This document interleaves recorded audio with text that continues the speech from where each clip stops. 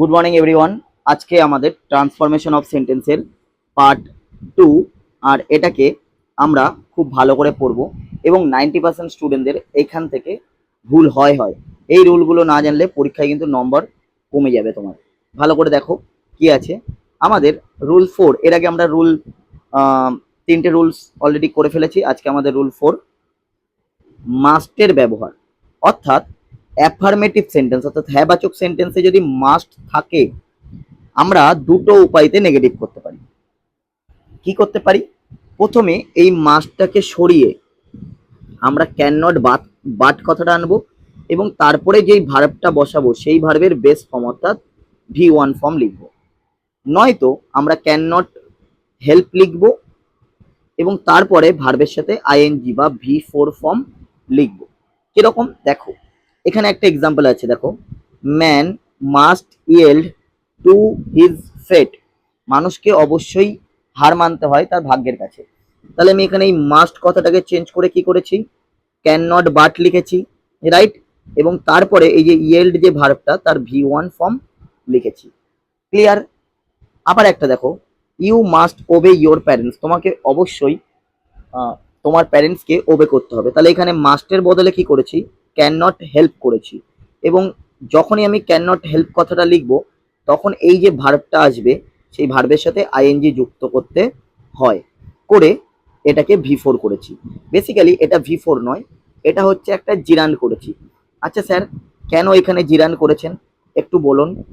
আমি তোমাকে ভালো করে বুঝিয়ে বলছি যে কেন জিরান করলাম। হেল্প হচ্ছে কি, হেল্প হচ্ছে একটা ভার্ব, আর পরপর দুটো ভার্ব পাশাপাশি বসতে পারে না বলে আমি এটাকে জিরান্ড করে দিয়েছি। আমি এটাকে কি করেছি, আমি এটাকে হচ্ছে জিরান্ড করেছি।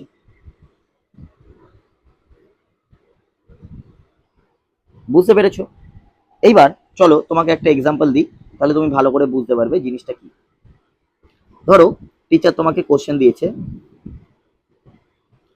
কি কোশ্চেন দিয়েছে? You must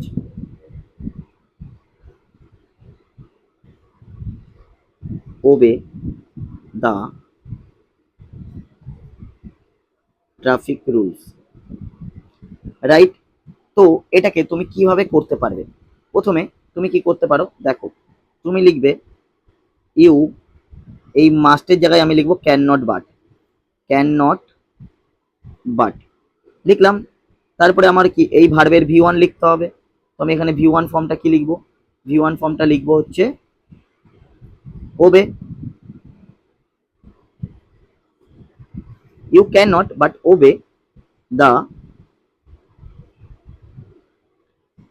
traffic rules. Okay, এছাড়া আমি অন্য আর কিভাবে করতে পারবো? এছাড়া আমি চাইলে এরকম লিখতে পারি, ইউ ক্যান নট, এইবার আমি বাট না লিখে লিখবো হেল্প, এবং এই যে ওবে যে ভার্বটা এর সাথে আইএনজি যুক্ত করে দেবো।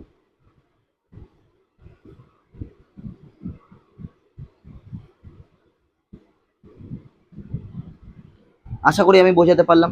চলো দেখা যাক এর পরের রুলসটা কি আছে। রুল নাম্বার 5 আমাদেরকে বলছে যদি কোনো সেন্টেন্সে অ্যাজ আর অ্যাজ থাকে অর্থাৎ দুবার অ্যাজ থাকে তাহলে কি করব, প্রথম অ্যাজ এর জায়গায় আমরা নট লেস কথাটা লিখব এবং শেষের অ্যাজ এর জায়গাতে আমরা দেন লিখবো। কিরকম, Habib was as wise as Sabina. তাহলে এখানে প্রথম যে অ্যাজ আছে সেই অ্যাজ এর জন্য আমরা কি লিখেছি, নট লেস লিখেছি, পরের অ্যাজ এর জন্য আমরা দেন লিখেছি। চলো একটা এক্সাম্পল দিয়ে বোঝাই, তুমি ভালো করে বুঝতে পারবে।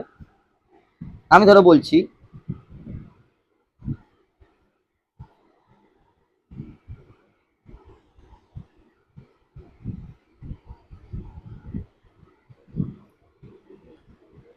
রাহুল ইজ অ্যাজ ব্রিলিয়ান্ট, না ব্রিলিয়ান্ট দিয়ে আমি দেবো না, তোমরা একদমই ব্রিলিয়ান্ট নও।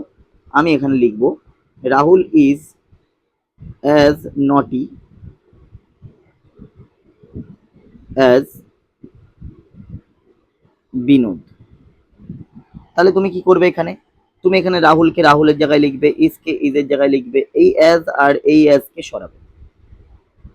কি সরাবে ভালো করে দেখো, যেরকমটা আমরা শিখলাম। তাহলে প্রথম অ্যাজের জন্য কি আমরা নট লেস লিখবো, পরের অ্যাজের জন্য আমরা দেন লিখবো। তাহলে রাহুল ইজ নট লেস নটি, দেন বিনোদ। খাতাতে শর্ট নোট কি করে বানাবে? খাতাতে লিখবে প্রথম অ্যাজের জন্য নট লেস, এবং আরেকটা যে অ্যাজ থাকবে তার জন্য দেন। ওকে, এবং যদি উল্টোটা দেয়, উল্টোটা বলতে যদি আমাকে পরীক্ষাতে নট লেস আর দেন এই কম্বোটা দেয়, তাহলে আমাকে এই কম্বোটা অ্যাজ এর কম্বোটা ব্যবহার করতে হবে। আশা করি বোঝাতে পারলাম। এটা তোমার খাতাতে শর্ট নোট করে লিখে রাখবে।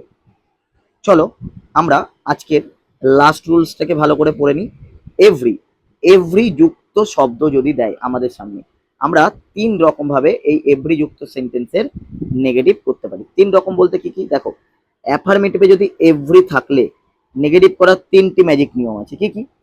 পয়েন্ট নাম্বার 1, আমরা এভরির জায়গাতে কি লিখবো জানো তো? দেয়ার ইজ নো লিখবো, এবং এভরির পরের শব্দটা লিখবো। এভরির পরের শব্দ বলতে, ধরো এখানে একটা সেন্টেন্স আছে, দেখো, এভরিওয়ান হেটস এ লায়ার। প্রত্যেকেই একটা লায়ারকে হেট করে, প্রত্যেকেই একটা মিথ্যেবাদীকে হেট করে। তাহলে আমরা কি করব? এই এভরির পরিবর্তে দেয়ার ইজ নো লিখবো।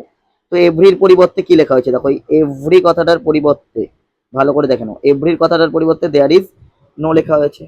এভরির পরের শব্দ, এভরির পরের শব্দ কি? ওয়ান না? এভরির পরের শব্দ কি? ওয়ান। তাই আমরা লিখেছি there is no one. Clear? দিয়ে আমরা লিখবো বাট।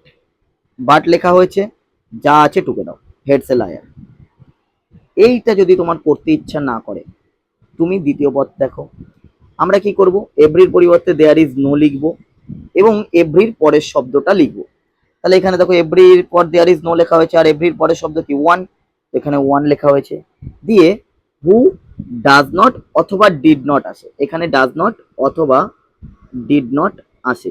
সেন্টেন্স প্রেজেন্টে থাকলে ডাজ নট, পাস্টে থাকলে ডিড নট আসবে, এবং এদের পরে যে ভার্বটা আসবে তার V1 ফর্ম আসবে।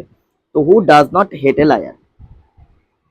একই রকম ভাবে যদি তুমি এটাকে না ব্যবহার করতে চাও, তাহলে রুল নাম্বার 3, এভরির পরিবর্তে নো লিখবে এবং এভরির পরের শব্দটা লিখবে। তাহলে এভরির পরিবর্তে আমি নো লিখেছি, এভরির পরের শব্দ ওয়ান, ওয়ান লিখেছি। দিয়ে অ্যাফার্মেটিভ শব্দটার বিপরীত, অর্থাৎ হেটের বিপরীত কি? হেটের বিপরীত হচ্ছে লাভ। তাহলে no one loves a liar. চলো একটা এক্সাম্পল দিই, তুমি ভালো করে বুঝতে পারবে। এভরি হিউম্যান সোল, ধরো আমি লিখি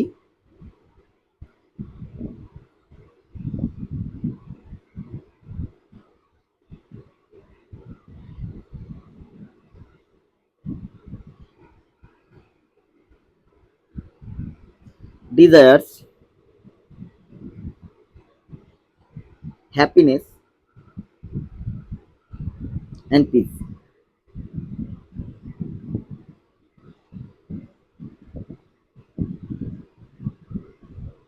এবার আমরা এইটাকে তিন রকম ভাবেই করা শিখবো।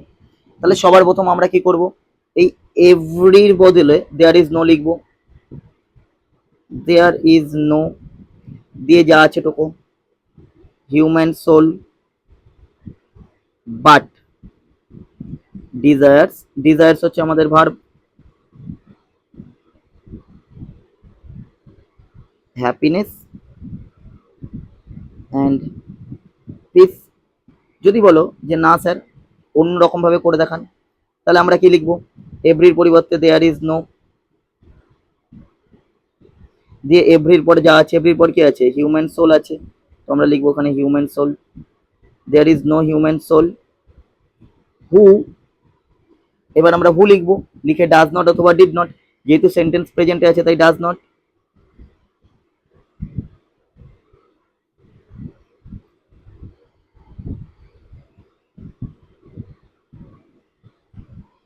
ডিজায়ার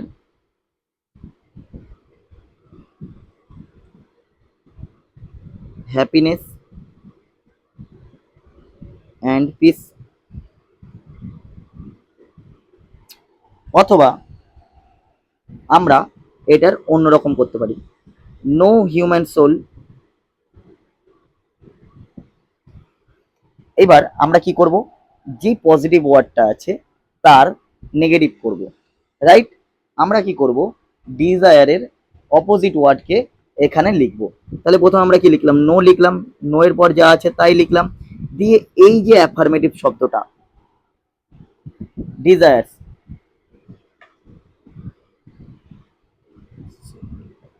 এই সরি হ্যাপিনেস আর পিস এর অপোজিট ওয়ার্ড লিখবো। তাহলে নো হিউম্যান সোল ডিজায়ার্স, এই হ্যাপিনেসের অপোজিট ওয়ার্ড কি হবে?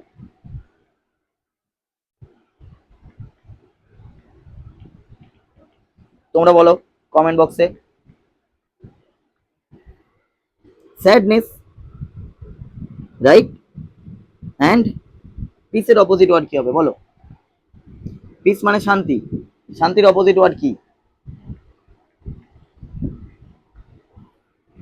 হুম, বলো বলো বলো, দেখি কে পারে। চটপট কমেন্ট বক্সে আমাকে জানাও। এই জায়গাটা আমি ড্যাশ দিয়ে দিলাম এবং এটাকে তোমাদেরকে হোমওয়ার্কে পূরণ করতে হবে। পিসের বেশ কিছু সিনোনিমস আছে, আমি তোমাদেরকে এই পিসের সিনোনিমস গুলো বলে দিতে পারি। দেখো, ট্র্যাঙ্কুয়ালিটি হতে পারে, এর বদলে কি? কোয়াইট হতে পারে, এগুলো সবের সিনোনিমস। কেউ কিন্তু এটা আবার অ্যান্টোনিমস ভেবে নেবে না। কাম হতে পারে, ইজ হতে পারে, এবং আমি আমার শর্টস ভিডিওতেও এইগুলোকে নিয়ে আলোচনা করেছি। কিন্তু কিন্তু এর অ্যান্টোনিমস কি হবে? আচ্ছা, বলে দিই আমি তাও, নয়তো অনেকে কমেন্ট করবে না। এখানে ওয়্যার হতে পারে। তাহলে no human soul desire sadness and war. চলো দেখা যাক এখানে কি কি আছে। We must respect our teachers, তাহলে আমরা এই মাস্টের বদলে কি করব? ক্যান নট বাট লিখে দেবো, দিয়ে যা যা আছে টুকে দেবো। We can not but respect our teachers. Rina is as tall as Mina, তাহলে রিনা ইজ নট লেস, এই অ্যাজ এর বদলে নট লেস, টল, আর এই অ্যাজ এর জায়গায় দেন লিখবো মিনা। আর এই every mother loves her child, এটা থাকবে তোমাদের হোমওয়ার্ক। আগেরটার উত্তর আমি বলে দিয়েছি, এটা থাকবে তোমাদের হোমওয়ার্ক। দেখা যাক কে কতগুলো পারে। থ্যাংক ইউ, দেখা হবে পরের ভিডিওতে। সুস্থ থাকো, ভালো থাকো। ভিডিওটা কেমন লাগলো